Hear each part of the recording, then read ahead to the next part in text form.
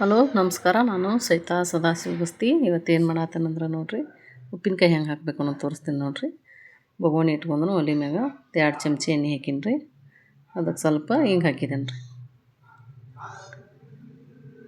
1 ಚಮಚ ಜೀರಿಗೆ ಹಾಕಕತ್ತೇನು, 1 ಚಮಚ ಸಾಸ್ಮಿ ರೀ,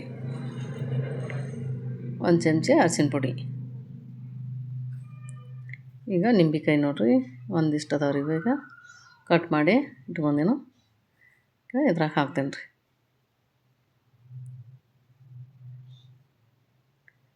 ಈ ಒಗ್ಗರ್ನ್ಯಾಗ ಹಿಂಗೆ ಹಾಕ್ಕೋಬೇಕು ರೀ. 1-2 ಚಮಚ ಉಪ್ಪು ಹಾಕ್ಕೋಬೇಕು ರೀ.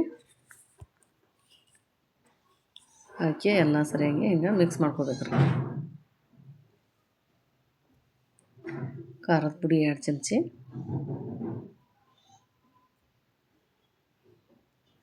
ಅದು ಕುದ್ದು ಒಂದು ಸ್ವಲ್ಪ ನೀರು ಬಿಡ್ತೈತೆ ರೀ. ಹಿಂಗೆ ಉಪ್ಪು ಹಾಕೋಣ.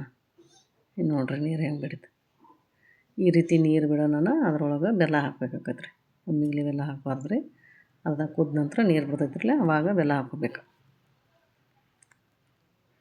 ಈಗ ಇದಕ್ಕೆ ಬೆಲ್ಲ ಹಾಕ್ತೇನೆ ನೋಡಿರಿ ಇಷ್ಟು ಬೆಲ್ಲ ತೊಗೊಂಡೆ ನಾನು. ಈಗ ಅದ್ರಾಗ ಹಾಕಿ ಕುದಿಸ್ಬಿಡ್ಬೇಕು ರೀ. ಎಲ್ಲ ಕರಗ್ತೈತಿ ಅದು ಬೆಲ್ಲ.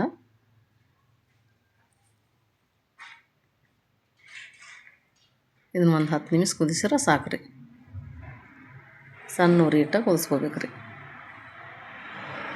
ಎಲ್ಲ ಬೆಲ್ಲ ಕರಿಗೆ ಎಲ್ಲ ಉಪ್ಪು ಖಾರ ಸರಿಯಾಗಿ ಹಿರ್ಕೊತೈತೆ ರೀ. ಆವಾಗ ರುಚಿ ಹಾಕವ್ರಿ ಉಪ್ಪಿನಕಾಯಿ.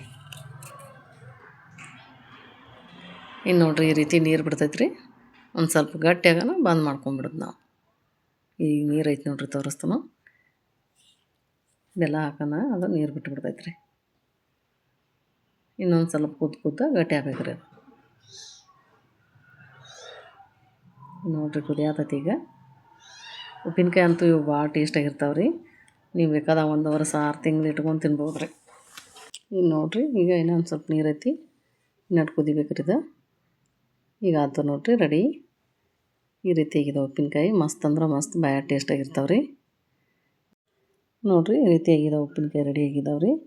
ಹಿಂಗೆ ಕಾಂಜಿನ ಬರ್ನ್ಯಾಗೂ ಹಾಕಿ ಇಟ್ಕೊಬೋದು ರೀ ನಾವು. ನಿಮಗೆ ಇಷ್ಟ ಆದ್ರೆ ಲೈಕ್ ಮಾಡಿರಿ, ಶೇರ್ ಮಾಡಿರಿ. Thank you.